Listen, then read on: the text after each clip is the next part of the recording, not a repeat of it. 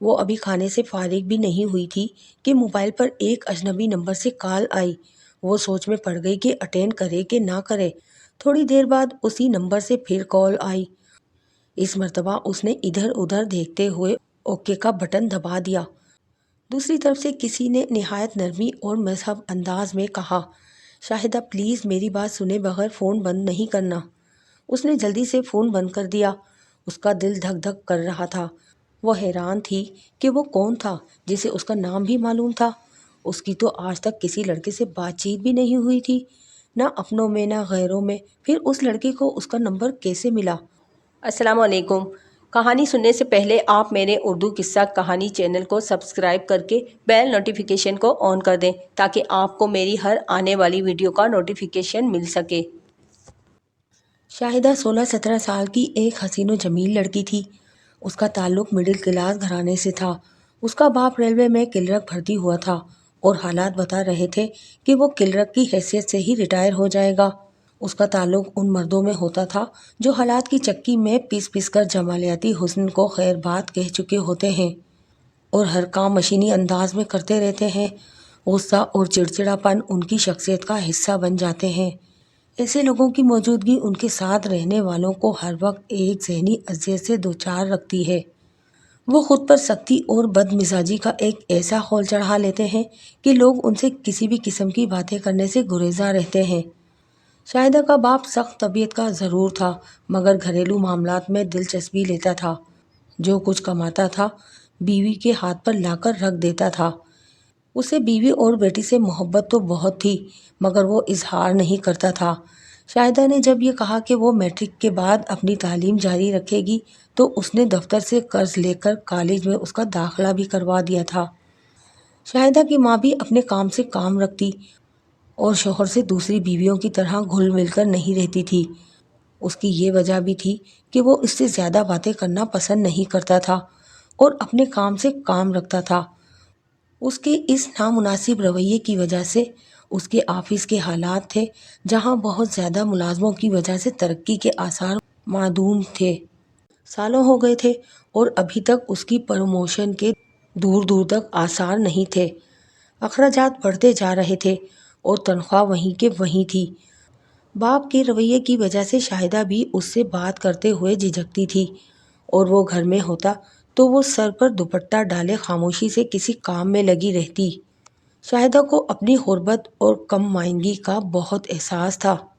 اس کی سہیلیاں اور آس پڑوس کی عورتیں اس کی خوبصورتی کی تعریف کرتی تو اس کے دل میں خواہش پیدا ہوتی کہ کاش اس کا باپ پیسے والا ہوتا۔ اس غربت بھرے ماحول میں رہنے کے باوجود وہ تعلیم حاصل کرنا چاہتی تھی۔ اس کی بھی ایک وجہ تھی۔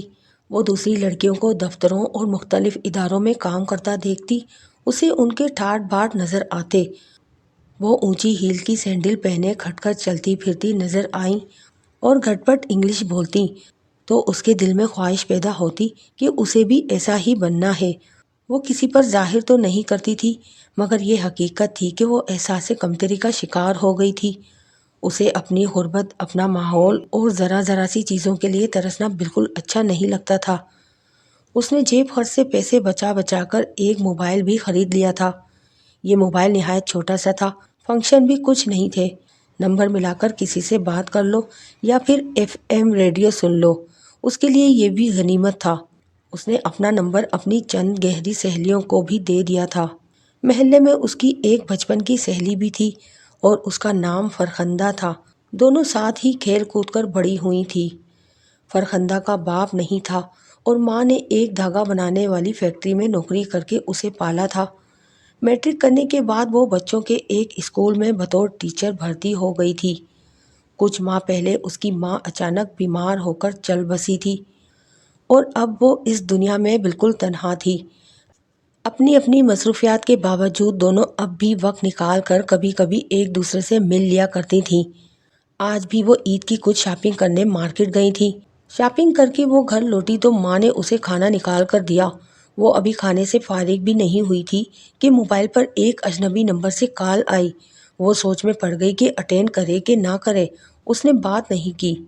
کھانا کھا کر وہ تھوڑی دیر آرام کرنے کے لیے بستر پر لیٹ گئی۔ تھوڑی دیر بعد اسی نمبر سے پھر کال آئی۔ इस मर्तबा उसने इधर उधर देखते हुए ओके का बटन दबा दिया। दूसरी तरफ से किसी ने निहायत नरमी और मजहब अंदाज में कहा, शाहिदा प्लीज़ मेरी बात सुने बगैर फ़ोन बंद नहीं करना। उसने जल्दी से फ़ोन बंद कर दिया। उसका दिल धक धक कर रहा था। वो इतनी खौफजदा हो गई थी कि उसने फ़ोन को ही ऑफ कर दिया था। फ़ोन करने वाले का लहजा रह रहकर उसके जहन में गूंज रहा था। वो हैरान थी कि वो कौन था जिसे उसका नाम भी मालूम था। उसकी तो आज तक किसी लड़के से बातचीत भी नहीं हुई थी, ना अपनों में ना गैरों में। फिर उस लड़के को उसका नंबर कैसे मिला? उसके पास उन सवालों के जवाबात नहीं थे। वो कब तक फ़ोन बंद रखती? रात को किसी सहेली से बात करने के लिए उसने मोबाइल ऑन कर लिया। फिर उसने बात ख़त्म की ही थी कि इस नंबर से फिर फ़ोन आ गया। उसने सोचा कि कॉल अटेंड कर ले, मगर उसकी हिम्मत ना हुई। उसे अपनी कई सहेलियां याद आईं। घर वालों से छुपकर उनकी भी लड़कों से दोस्ती थी और सब की सब उन दोस्तियों पर बहुत खुश थीं। शाहिदा के जहन में ये बात आई कि वो सब लड़कियां बोल्ड थीं। इस ख्याल का आना था कि उसने भी बोल्ड बन जाने का फैसला कर लिया। उसने ये भी सोचा कि कौन सा वो उसे फ़ोन पर खा जाएगा। मालूम तो करना चाहिए हज़रत कौन है और कितने पानी में है और क्या चाहते हैं। उसने कॉल अटेंड कर ली। उसके बाद ये सिलसिला चल पड़ा और 2-3 दिनों में ही उसे पता चल गया कि उसका नाम नासिर है और उसने शाहिदा को किसी मार्केट में देखा था। शाहिदा के जहन में ये बात आ ही न सकी कि उससे पूछे कि उसे उसका मोबाइल नंबर कैसे पता चला। उसने ये भी बताया कि वो एक अमीर बाप का बेटा है और उसके कारोबार में हाथ बटाता है। उसने जब उसे पहली मर्तबा देखा था तो वो उसे इतनी अच्छी लगी कि उसने सोच लिया कि उसी से शादी करेगा। शादी की ख्वाहिश कोई बुरी बात नहीं थी। शाहिदा ने इस बात का बुरा नहीं मनाया, मगर अपने तेई उसने एक बड़ी अकल की बात कर दी। शादी ब्याह कोई गुड़िया गुड्डे का खेल नहीं। मैंने कौन सा आपको देखा है जो आपसे शादी कर लूं? उसके कहने की देर थी। अगले रोज़ वो उसके कॉलेज पहुंच गया। उसकी छुट्टी से कुछ देर पहले उसका फ़ोन आ गया। मैं कॉलेज के गेट के सामने ब्लैक कलर की गाड़ी में बैठा हूँ और दुआ कर रहा हूँ कि तुम्हें पसंद आ जाऊँ। ना पसंद आया तो फिर मेरे सामने खुदकुशी के सिवा कोई रास्ता नहीं होगा। मैं सच कह रहा हूँ, कहो तो कसम खा लूँ। शाहिदा सन्नाटे में आ गई। वो इतनी अहम है कि कोई उसके लिए खुदकुशी करने पर भी तैयार हो सकता है। उसकी एक क्लास फेलो करीब आ गई थी। उसने मज़ीद कुछ कहे फ़ोन बंद कर दिया। छुट्टी के बाद वो गेट से बाहर निकली। सामने ही वो कार में बैठा नज़र आया। वो उसे पहचानता था और गाड़ी का दरवाज़ा खोलकर बाहर आ गया। उसे देखकर वो हैरान रह गई। वो निहायत साफ रंग का लंबे कद का एक स्मार्ट लड़का था। उसके बाल उसके पेशानी पर बिखरे हुए थे। गले में ढीली ढाली टाई झूल रही थी और जिस्म पर मौजूद सूट खासा कीमती दिखाई देता था। वो मुस्कुराते हुए उसे देख रहा था। उसका दिल ज़ोर ज़ोर से धड़कने लगा। वो घबराकर जल्दी से कॉलेज की बस में चढ़कर अपनी सीट पर बैठ गई। उसने चोर नज़रों से अपने इर्द गिर्द देखा। कोई लड़की भी उसकी तरफ मुतवज्जा नहीं थी। उनकी अक्सरियत अपने मोबाइलों की तरफ मुतवज्जा थी। उसने खिड़की से बाहर देखा। वो अभी तक वहीं खड़ा था। नासिर उसे बेहद पसंद आया था। उसकी बात करने का अंदाज बहुत दिलकश था। वो इतनी नरमी और अपनायत से बात करता था कि जी चाहता था कि वो बोलता रहे और वो हंसती रहे। उसने अपनी कई सहेलियों के बॉयफ्रेंड्स की मोबाइलों में तस्वीरें देखी थी, पर खूबसूरती में वो नासिर का अशर अशर भी नहीं थे। घर पहुंचकर भी वो नासिर के ख्यालों में गुम थी। उसने आईने में अपनी शक्ल देखी। उसे लगा कि वो भी किसी से कम नहीं है। नासिर यकीनन उसकी खूबसूरती से मुतासिर हो गया था। उसके जदीद अंदाज के कीमती कपड़े और शानदार गाड़ी बता रही थी कि वो किसी अमीर बाप का बेटा है। उसके इल्म में ये बात थी कि अमीरजादों की दिली ख्वाहिश होती है कि उनकी बीवियां किसी फिल्मी अदाकारा की तरह हसीन और जमील स्मार्ट हों, ताकि पार्टियों वगैरह में दूसरे मर्दों पर राव पड़ सके। अपनी बेवकूफ़ी और कम फहमी की वजह से शाहिदा नासिर की खूबसूरती और उसकी अमारत के जाल में फंस चुकी थी। अब हर कदम उसे नासिर के फ़ोन का इंतज़ार रहने लगा। एक रोज़ नासिर ने उसे तसल्ली दी कि वो कभी इस बात से परेशान ना हो कि उसका ताल्लुक़ गरीब घराने से है। उसने उसे ये भी यकीन दिलाया था कि वो बहुत जल्द अपने घर वालों को रिश्ते के लिए उसके घर भेजेगा। शाहिदा को ये सुनकर बहुत खुशी हुई। अपनी खुशी को छुपाते हुए उसने मसनूई फ़िक्रमंदी से पूछा, अगर शादी इतनी जल्दी हो गई तो मेरी पढ़ाई का क्या होगा? اس کی بات سن کر ناصر ہنس کر بولا، پھر تم اپنے بچوں کو پڑھانا۔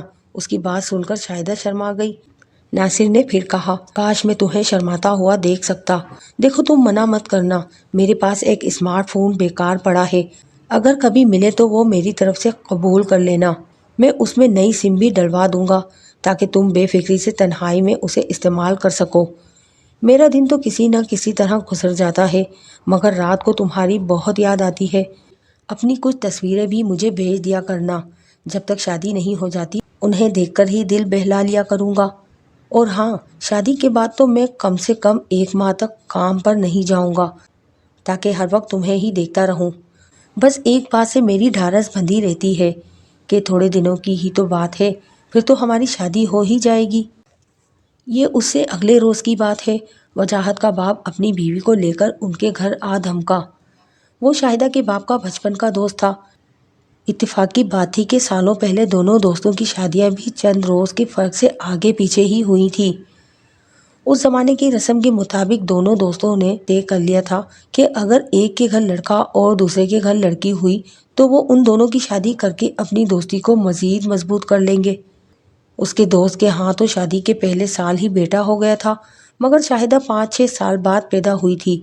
ویسے تو دونوں دوست زندگی کی مصروفیات سے وقت نکال کر مہینے 2 مہینے بعد ایک دوسرے سے مل لیا کرتے تھے، مگر اس دفعہ بیوی کے ساتھ آمد کا مقصد یہی تھا کہ برسوں پہلے جو بات ہوئی تھی اس کو پورا کیا جائے۔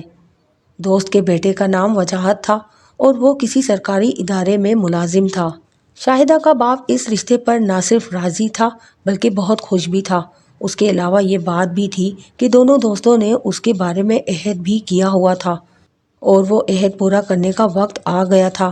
اپنی سخت گیر طبیعت کی بنا پر اس نے گھر میں کسی سے مشورہ کرنے کی ضرورت بھی نہیں سمجھی اور اپنا فیصلہ بیوی کو سنا دیا۔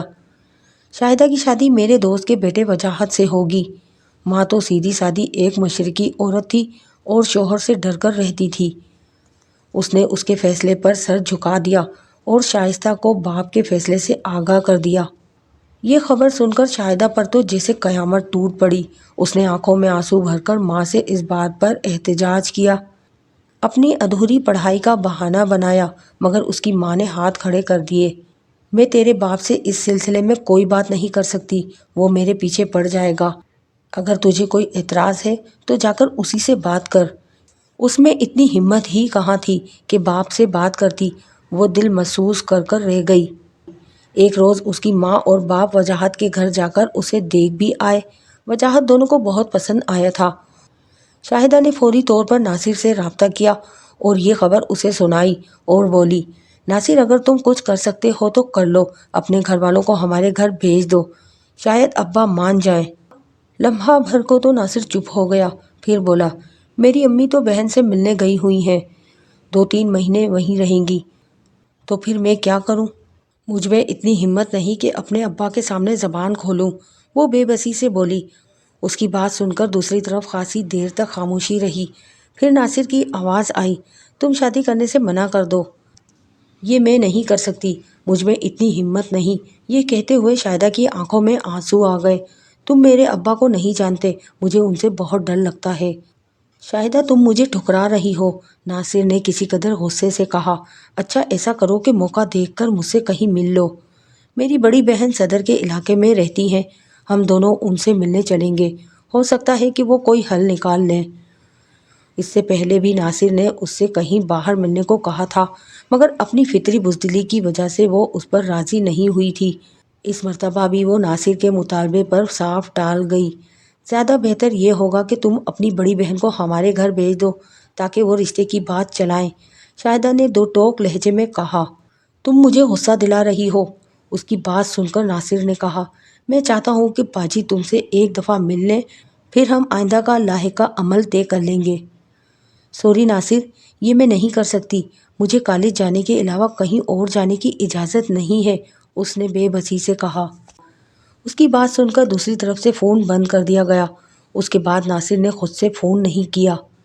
اس نے کئی بار اس سے رابطہ کرنے کی کوشش کی، مگر اس کی ہر دفعہ یہی رٹ ہوتی کہ وہ اس کی باجی سے ملنے کے لیے آمادہ ہو جائے۔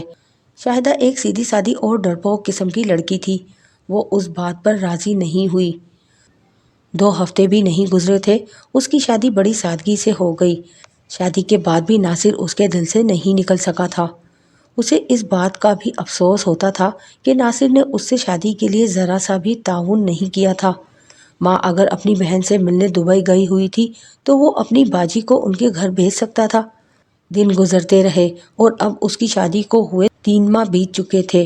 اتنا عرصہ گزر جانے کے باوجود اس کے دل میں وجاہت کے لیے کوئی جگہ نہ بن سکی تھی۔ وہ نہ اس سے بات کرتی تھی نہ اس کو دیکھتی تھی۔ وہ کام پر چلا جاتا تو اسے ایک اطمینان کا احساس ہوتا۔ وہ کام سے گھر آ جاتا تو اسے بے قلی سے محسوس ہونے لگتی۔ اس کے رویے سے وجاہت حیرت زدہ تو تھا، مگر اس سلسلے میں اس نے آج تک کوئی سوال جواب نہیں کیا تھا۔ اسے وجاہت سے نفرت تو نہیں تھی، مگر وہ اس سے محبت بھی نہیں کرتی تھی۔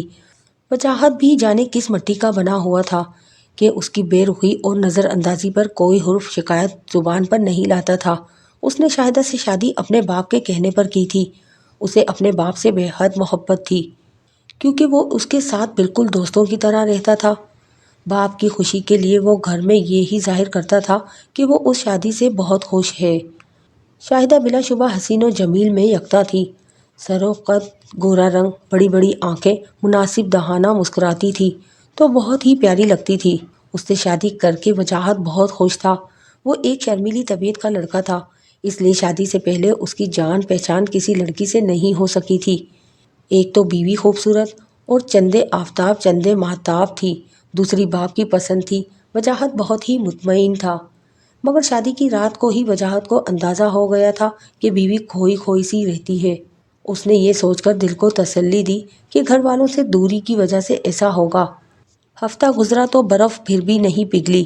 ایسا معلوم ہوتا تھا کہ جیسے شاہدہ کو دنیا کی کسی چیز سے دلچسپی نہیں ہے۔ وجاہت نے یہ بات بھی نوٹ کی کہ وہ اس کو خود سے مخاطب نہیں کرتی تھی۔ وہ کوئی بات کرتا تو جواب دے دیتی، ورنہ خاموش بیٹھی رہتی۔ اس کی ماں سے اس کا رویہ البتہ دوسرا تھا۔ اس کے پاس بیٹھی ہوتی تو خود سے بھی باتیں شروع کر دیتی تھی۔ بہرحال ماں اور باپ دونوں کو بہو پسند آ گئی تھی۔ وجاہت نے ماں سے بھی شاہدہ کی نامناسب رویے کے بارے میں ایک لفظ تک نہیں کہا تھا۔ وجاہت نہیں چاہتا تھا کہ شاہدہ کے بارے میں کوئی منفی بات کر کے گھر کی خوشیوں کو فکر مندیوں میں بدل دے۔ اسے دنیا والی چالاکیاں بھی نہیں آتی تھی کہ وہ شاہدہ کے اس رویے کے متعلق اندازے قائم کرتا۔ ایک دفعہ اس پر جھنجھلاہٹ بھی طاری ہوئی اور دل چاہا کہ اس سے پوچھے کہ وہ یوں دور دور کیوں رہتی ہے، مگر ممکنہ بدمزگی کی وجہ سے وہ خاموش ہی رہا۔ ان تمام باتوں کے باوجود وہ اسے بہت اچھی لگتی تھی۔ 1-2 دفعہ اس نے اس سے اچھی لگنے والی بات کا اظہار بھی کیا، مگر رد عمل میں اس کا جھکا ہوا سر اور ایک انگلی سے بستر کی چادر پر کھینچی لکیریں ہی دیکھنے کو ملی۔ شاہدہ کے اس رویے کو دیکھ کر اس کی ہمت ٹوٹ گئی اور اس نے بھی خاموشی کی راہ اپنا لی۔ شاہدہ کے رویے کی وجہ سے وہ کوشش کرتا کہ زیادہ تر وقت اپنے دفتر میں ہی گزارے۔ چھٹی والے دن وہ دیر تک سوتا اور اٹھنے کے بعد دوستوں کے پاس چلا جاتا۔ اس کے بارے میں مشہور ہو گیا تھا کہ وہ دنیا کا واحد شوہر ہے جو شادی کی شروع کے دنوں میں بھی دوستوں کو اتنا ٹائم دیتا ہے، ورنہ دوسرے تو ان دنوں منظر سے ہی غائب ہو جاتے ہیں۔ شاہدہ اپنی ماں کے گھر چلی جاتی تو وجاہت ایک عجیب طرح کی بے چینی محسوس کرتا۔ شاہدہ ماں کے گھر جاتے وقت بہت خوش نظر آتی تھی اور واپس سسرال آتے ہوئے یہ خوشی غائب ہو جاتی تھی۔ وجاہت یہ چاہتا تھا کہ وہ بس ہر وقت اس کی آنکھوں کے سامنے ہی رہے، بات کرے نہ کرے دکھائی تو دیتی رہے۔ اس کے جانے سے اس کے دل پر ایک انکہی بدمزگی طاری ہو جاتی تھی۔ اس کی سمجھ میں نہیں آتا تھا کہ کیا کرے۔ کبھی کبھی وہ جھنجھلا بھی جاتا تھا۔ آج وجاہت شاہدہ کو اس کی ماں کے گھر چھوڑنے آیا۔ اس کی ماں اپنے داماد سے بڑے اتفاق سے ملی اور بہت سی دعائیں دیں۔ اتنی دیر میں شاہدہ اس کے لیے چائے بنا کر لے آئی۔ وہ چائے پی کر خاموشی سے روانہ ہو گیا۔ وہ اسے چھوڑنے دروازے تک بھی نہیں آئی۔ وجاہت چلا گیا تو ہر ماں کی طرح شاہدہ کی ماں نے بھی یہ اندازہ لگانے کی کوشش کی کہ بیٹی سسرال میں خوش ہے یا نہیں۔ ویسے تو اس کی ماں جب بھی اس سے ملنے کے لیے اس کے سسرال جاتی تھی وہ محسوس کرتی تھی کہ اس کی ساس سسر کا رویہ شاہدہ کے ساتھ ٹھیک ٹھاک ہی ہے۔ البتہ اس بات پر اسے حیرت ہوتی تھی کہ وجاہت کا بالکل تذکرہ نہیں کرتی تھی۔ اس بات سے اس کی ماں کے دل میں تشویش کی ایک لہر دوڑ جاتی، مگر وہ سوچتی کہ ایک آدھ بچہ ہونے کے بعد وہ بدل جائے گی اور اپنے میاں کے قریب ہو جائے گی۔ شاید نئے ماحول کی وجہ سے وہ ایسی ہو گئی ہو۔ شاہدہ جب بھی گھر آتی تھی اس کے ماں باپ کو بہت خوشی ہوتی تھی۔ وہ آج بھی تھوڑی دیر تک اس کے پاس بیٹھ کر باتیں کرتی رہی، پھر دوپہر کے کھانے کی تیاری میں لگ گئی۔ شاہدہ ٹی وی کھول کر بیٹھ گئی۔ ٹی وی پر بریکنگ نیوز چلنے لگی تھی۔ اچانک وہ حیرت سے گنگ ہو کر رہ گئی۔ ٹی وی میں ناصر کو دکھایا جا رہا تھا۔ اس کے ہاتھوں میں ہتھکڑیاں لگی ہوئی تھی۔ ڈر اور خوف اس کے چہرے سے عیاں تھا۔ اس کے ہاتھ اس کے 4 ساتھی بھی اس حالت میں کھڑے تھے۔ ان ساتھیوں میں ایک لڑکی بھی تھی جس نے اپنے چہرے کو چادر سے چھپا رکھا تھا۔ پاس ہی کرسیوں پر سائبر کرائم کی ٹیم کے ارکان بیٹھے ہوئے تھے اور پریس کانفرنس میں ایک ڈپٹی ڈائریکٹر اس واقعے کی تفصیلات بتا رہا تھا جس کی وجہ سے ان لوگوں کو پکڑا گیا تھا۔ شاہدہ کا دل زور زور سے دھڑک رہا تھا اور کانوں میں سائیں سائیں سی ہونے لگی تھی۔ اس نے جلدی سے اٹھ کر دروازہ پھیڑ دیا اور دوبارہ بستر پر بیٹھ کر ٹی وی کی طرف متوجہ ہو گئی۔ وہ ناصر کو دیکھے جا رہی تھی جس کا چہرہ ستا ہوا تھا اور اس پر ہوائیاں اڑی تھیں۔ ڈپٹی ڈائریکٹر بتا رہا تھا کہ اس گروہ کے یہ لوگ مختلف حربوں سے نوعمر لڑکیوں کو اپنے جال میں پھانس کر پہلے ان سے دوستی کرتے ہیں، پھر انہیں دوستی کا جھانسا دے کر اپنی ساتھی لڑکی کے فلیٹ پر بلا کر ان کی نازیبا فلمیں بنانے اور بعد میں ان فلموں کی تشہیر کرنے کی دھمکی دے کر وہ انہیں بلیک میل بھی کرتے تھے۔ ناصر ایک خوش شکل نوجوان تھا۔ اس کے جھانسے میں آ کر کچھ لڑکیاں اپنا سب کچھ لٹا دیتی تھیں کیونکہ یہ انہیں اپنی چکنی چبڑی باتوں سے متاثر کر کے یہ یقین دلا دیتا تھا کہ وہ جلد ہی ان سے شادی کر لے گا۔ اس معاشرے میں ناصر جیسے شیطان صرف لوگوں کی ایک بڑی تعداد پیدا ہو گئی ہے۔ یہ مجبور، بے کس اور اچھی زندگی گزارنے کے لالچ کی خواہش مند لڑکیاں ڈھونڈ کر انہیں شیشے میں اتار کر تباہ کر دیتے ہیں۔ اس طرح کے کاموں میں ملبوس لوگوں کی بھی درجہ بندی ہے۔ ان میں سے چند تو محض اپنی تسکین اور دوستوں پر رعب ڈالنے کے لیے ایک ساتھ کئی لڑکیوں سے دوستی کرتے ہیں۔ دوسرے ناصر جیسے حیوان اور بے ضمیر لوگ ہوتے ہیں۔ یہ لوگ بھولی بھالی اور ڈراموں اور فلموں سے متاثر لڑکیوں کو اپنے جال میں پھانس کر انہیں اپنا ذریعہ معاش بنا لیتے ہیں۔ وہ نہ صرف ان کے قابل اعتراض فلمیں باہر کے ملکوں میں بھیج کر رقم کماتے ہیں بلکہ ان لڑکیوں کو بھی ڈرا دھمکا کر ان سے بھی رقم مانگتے ہیں۔ اگر لڑکیاں روپے نہ دیں تو یہ انہیں دھمکی دیتے ہیں کہ وہ سارے ثبوت سوشل میڈیا پر لگا دیں گے۔ اس کام کے لیے انہوں نے کرائے پر ایک فلیٹ لے رکھا تھا اور اس فلیٹ میں لڑکیوں کو لایا جاتا تھا۔ ناصر متاثرہ لڑکیوں سے یہ کہتا تھا کہ یہ فلیٹ اس کی بڑی بہن کا ہے۔ بے وقوف لڑکیاں اس کی بات کا یقین کر لیتی تھیں۔ وہ یہ کہہ کر انہیں اس گھر میں بلاتا تھا کہ اس کی بہن اس کے ہونے والی بیوی سے ملنا چاہتی ہے تاکہ فیصلہ کر سکے کہ وہ اس کی بھابھی کے لیے مناسب ہے بھی کہ نہیں۔ وہ لڑکی اس کی بہن نہیں بلکہ اس دھندے میں ملبوس ان لوگوں کی ساتھی ہے جن لڑکیوں کو یہ لوگ بلیک میل کرتے تھے۔ ان سے وہ ان کی سہیلیوں کے موبائل نمبر بھی زبردستی حاصل کر لیا کرتے تھے۔ پھر ناصر ایک مذہب اور شائستہ نوجوان بن کر اس سے رابطہ کرتا اور تھوڑے ہی دنوں میں ان کے مزید شکار پیدا ہو جاتے۔ سائبر کرائم کی ڈپٹی ڈائریکٹر نے یہ بھی بتایا کہ مجرموں کو پکڑنے کی یہ ساری کارروائی فرخندہ نامی ایک لڑکی کی شکایت پر عمل میں لائی گئی تھی۔ وہ ان لوگوں کی بلیک میلنگ کے ہاتھوں سخت پریشان تھی۔ وہ کسی اسکول میں بچوں کو پڑھاتی تھی جہاں سے اسے 15,000 روپے ماہانہ ملتا تھا۔ ان 15,000 روپوں میں سے اسے ہر ماہ 5,000 روپے ناصر کو دینا پڑتے تھے۔ وہ لڑکی دنیا میں اکیلی تھی۔ کچھ عرصہ پہلے اس کی ماں کا انتقال ہو گیا تھا۔ وہ اب اسے اپنے مذموم مقاصد کے لیے باہر کے کسی ملک بھیجنا چاہ رہے تھے۔ وہ ان حالات سے بہت تنگ آ گئی تھی اور پھر اس نے ایک بہت ہی اچھا فیصلہ کر لیا اور ہمت کر کے قانون سے مدد حاصل کی۔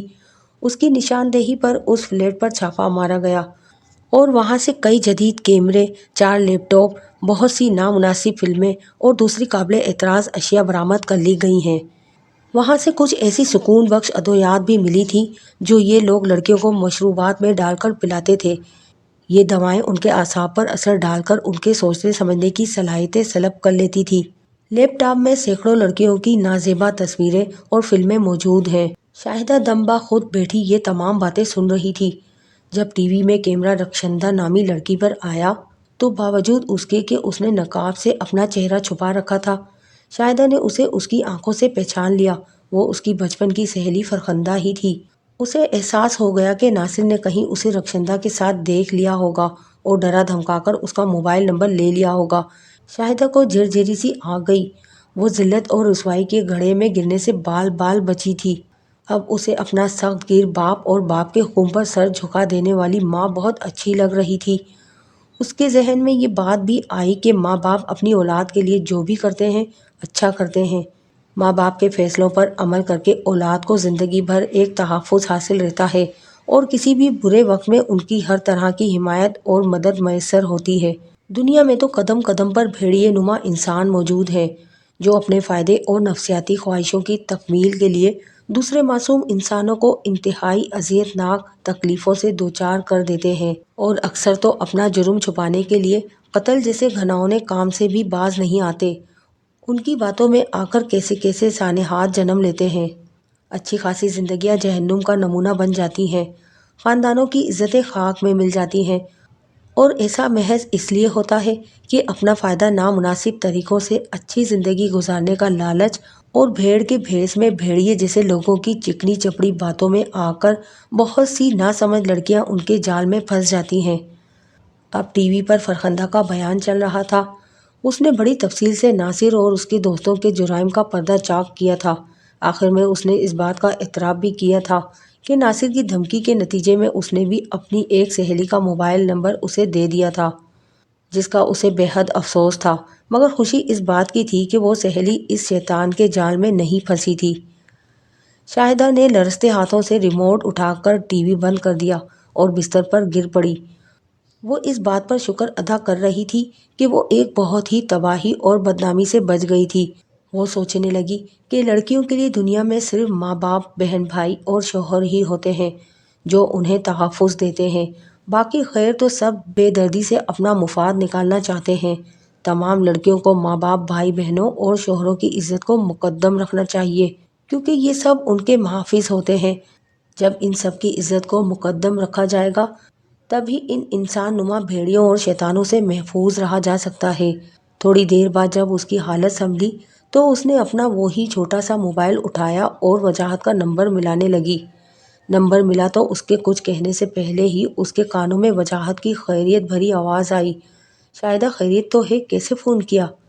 اس نے بولنے کی کوشش کی تو آواز جیسے حلق میں اٹک گئی۔ اس نے کھنکار کر گلا صاف کیا اور بولی، چھٹی کے بعد آ کر مجھے لے جائیے گا، میرا دل نہیں لگ رہا، مجھے آپ امی اور ابا بہت یاد آ رہے ہیں۔ یہ کہتے کہتے اس کی آواز بھر آئی تھی۔ دوسری طرف چند لمحوں تک تو خاموشی چھائی رہی، پھر اس کے کان میں وجاہت کی شوخ آواز سنائی دی، بھاڑ میں جائے، چھٹی میں ابھی آ رہا ہوں۔ جی اچھا، میں تیار بیٹھی ہوں، شاہدہ نے اپنے آنسو ضبط کرتے ہوئے ایک دل فریب ہنسی کے ساتھ کہا اور فون بند کر دیا۔ اپنا سامان بیگ میں ڈالتے ہوئے وہ سوچ رہی تھی کہ اپنے ماں باپ اور شوہروں کی عزتوں کا خیال رکھنے والی لڑکیوں کی زندگی کتنی قابل رشک ہوتی ہے۔ وہ شادی سے پہلے اپنے ماں باپ کے گھر میں بڑی عزت اور احترام سے وقت گزارتی ہیں، اور شادی کے بعد مرتے دم تک اپنے شوہروں کے گھروں میں۔ وہ لڑکیاں جو اپنی عزت کے ان رکھوالوں کی قدر نہیں کرتی، ناصر جیسے شیطان اور درندہ صفت لوگ قدم قدم پر گھاٹ لگائے بیٹھے ہوتے ہیں۔